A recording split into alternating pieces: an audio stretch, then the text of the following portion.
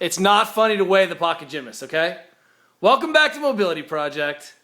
Carl Pally, pocket gymnast. Tonight we're going to work on a variation of stretching or mobilizing for the muscle up.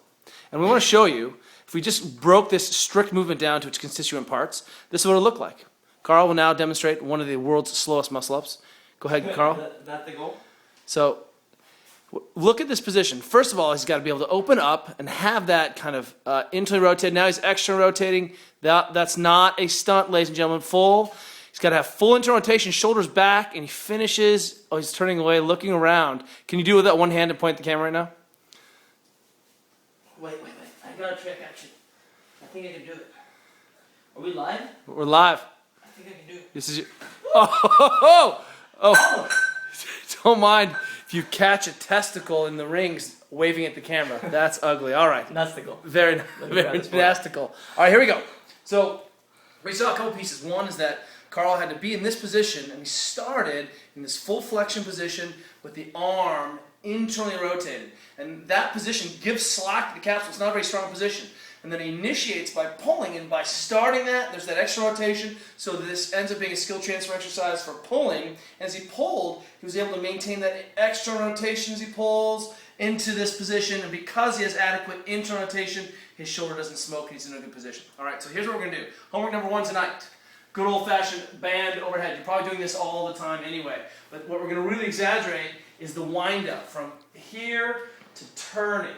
So I want you to really feel what that's like to turn, and let's take this into a muscle up. So I'm really wound up here, and I want you to feel what it's like to be active, and then what's limiting you, go ahead and turn the hand over as far as you can, keeping the body square. Again, start wide.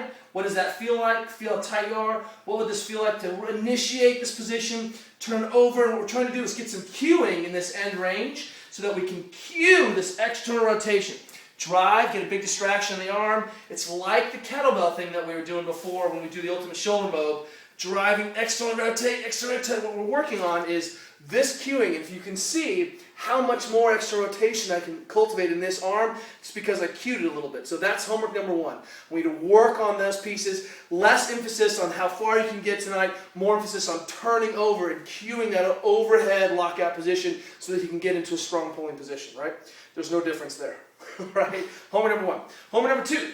This comes from one of our athletes who was having a hard time doing this internal rotation move by himself. He's like loading the shoulder, and he felt like his shoulder was coming up into the kettlebell of death. He was like, dude, I tried the big kettlebell over, lock it underneath my back, up, and then loading, and that kettlebell keeps that shoulder in the back of the socket where it belongs comfortably. Oh, that is awful, and then you can even just roll it around. But I want you to toy with that. Some kind of variation. If you see if you can get that shoulder down, this is Damon's little fix on that stuff. You can internally rotate. If not, let's go ahead and just camp out. Load up. See if you can get those shoulders back in the socket where they belong and internally rotate on the way down, locking off. You do that as a partner if you need, okay? 2 minutes there each side. 2 minutes there. That's up to 8 minutes. That leaves us a few minutes to mess around. Last homework tonight is that right here is your kind of the top of your glute. Your hip bone runs right here, your glute medius, glute min is all through this band. I want you to take this ball and try to unglue this band. You're going to find the top of your hip bone is your glute.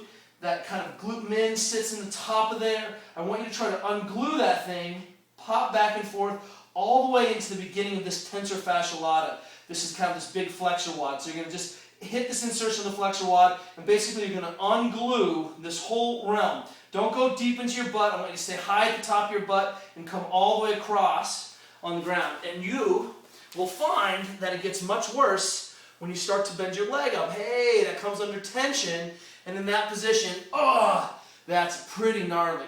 So back all the way through the back of the kind of hip, rolling all the way over, and I want you to try to pancake. And that's one pass. I want about 20 or 30 passes each side as you come across. So we're trying to just restore that motion. You're going to find some hot spots.